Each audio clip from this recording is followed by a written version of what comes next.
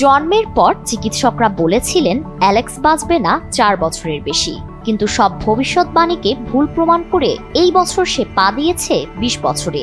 জন্মের সময়ই অ্যালেক্সের মধ্যে ধরা পড়ে হাইড্রানেনসেফালি নামে এক বিরল ও মারাত্মক রোগ, যার ফলে তার মস্তিষ্ক নেই বললেই চলে। চিকিৎসা বিজ্ঞানের ভাষায় এই রোগে আক্রান্ত শিশুর মস্তিষ্কের অর্ধগোলক প্রায় অনুপস্থিত থাকে এবং সেই জায়গা ভরে যায় সেরিব্রোস্পাইনাল ফ্লুইডে।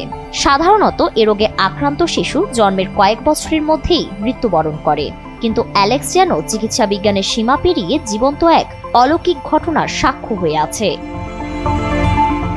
অ্যালেক্সের বাবা শন সিম্পসন বলেন, এই রোগের মানে হলো তার কোনো মস্তিষ্ক নেই, অর্ধেকও নয়, পুরো মস্তিষ্কই অনুপস্থিত। মাথার পেছনের অংশে যে সেরিবেলাম নামের অংশটা আছে তার আকার আমার কনিষ্ঠ আঙ্গুলের অর্ধেকের সমান। তবুও অ্যালেক্স বেঁচে আছে, হাসে, ভালোবাসে, অনুভব করে, আমাদের উপস্থিতি টের পায়, ভালো মন্দ বুঝতে পারে। তার ভাই এসজে জানায়, কেউ যদি মন খারাপ করে অ্যালেক্সের পাশে বসে অ্যালেক্স সেটি টের পায়। এমনকি দাদির শরীর ব্যথা থাকলে দাদি পাশে থাকলেই অ্যালেক্সও যেন সেই কষ্ট অনুভব করে।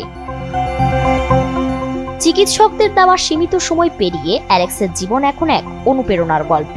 বিশ্বাস আর ভালোবাসার শক্তিতে সম্ভব হয়েছে এই অবিশ্বাস্য বেঁচে থাকা। অ্যালেক্সের বাবা শন বলেন, 20 বছর আগে আমরা ভয়ে ছিলাম, জানতাম না সামনে কি আছে, কিন্তু আমরা বিশ্বাস হারাইনি। আজ অ্যালেক্স আমাদের শিখিয়েছে জীবন কেবল শ্বাস নেওয়ার নাম নয়, এটি এক বিশ্বাসের যাত্রা। অ্যালেক্স আজ প্রমাণ করেছেন চিকিৎসা বিজ্ঞানের সীমা যতই সংকীর্ণ হোক, ভালোবাসার কোনো সীমা নেই। যার মস্তিষ্ক নেই বলেই জন্মের সময় মৃত্যুর ঘোষণা দেওয়া হয়েছিল, সে আজ জীবন্ত প্রমাণ। ফারিন রহমান প্রীতি, এনপিবি।